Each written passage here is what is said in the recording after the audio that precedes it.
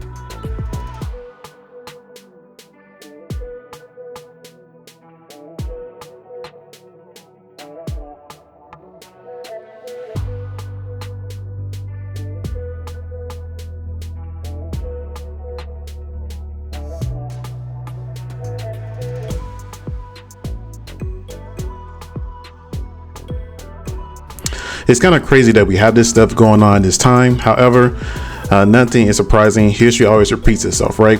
So on the flyer, Reclaim America, Patriot Front is a fraternal activist organization dedicated to the uphold in the traditions, defending people and transferring the public spaces of a nation through change of the minds and bodies of the lives of Americans. We hope to create lasting efforts on the course of the country. Patriot Front is an active nationwide and committed to an ambiguous array of efforts.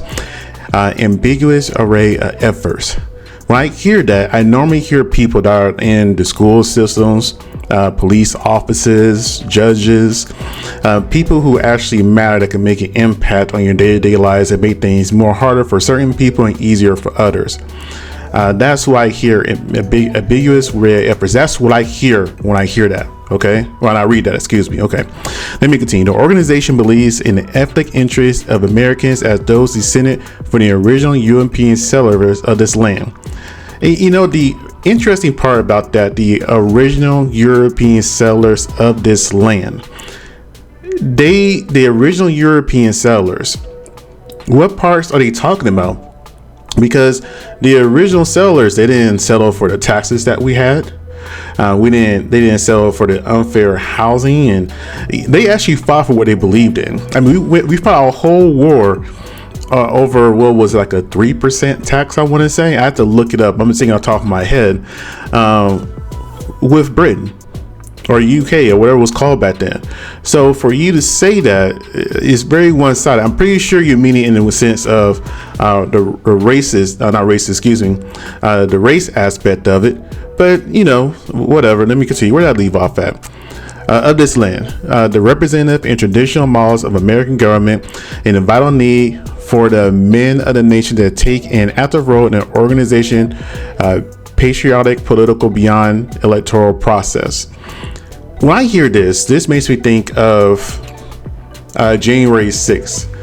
And how we were trying to, or how they were trying, or certain people were trying to ignore the fact that Trump lost the election and just want to go ahead and storm the White House and have what they want done. Groups like this are dangerous. Now, there is a theory out there that this is really just an FBI tactic to help create a larger racial divide. And the unfortunate part is the FBI does have a history of doing stuff like this, similar, but they normally do it within the black communities.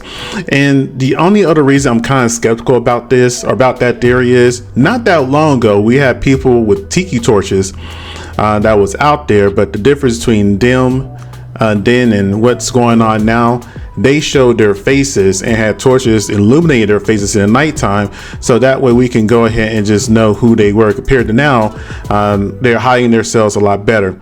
With that also being said, though, they're very well organized, kind of like they had past military experience or police training or something along those lines. So that kind of gives more credence to how it could be an FBI thing or government type deal thing. But here's my thing about that. That doesn't always have to be the case. There are plenty of white nationalist suppressive groups that have lots of lands that do drills and tactics because they were in the military, so they took what they learned and applied it to other places. Either way, though, whatever it's an FBI ploy, whatever it's not, it's still extremely concerning no matter how you look at it. Even a person in the video, I think I muted the sound, and even said that, yeah, they're pretty much white supremacists.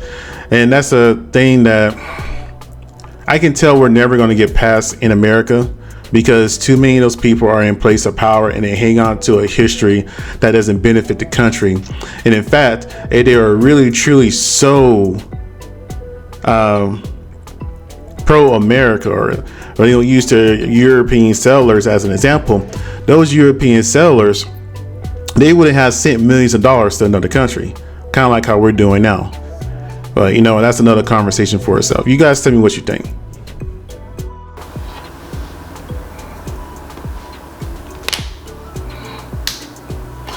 So that march happened allegedly in Nashville, Tennessee. I don't even gotta say alleged. That march happened in Nashville, Tennessee. And I try to think of the best word to say it. It's a little concerning. And the reason I say it's a little concerning, this very much reminds me of the marches they had at nighttime with the tiki torches, with all the white guys. But a lot of white guys was out there marching and just, doing whatever they were doing. However, the difference is those white guys back then, a lot of them lost their jobs because the tiki torches will light up their faces so you can see who they are and why would those.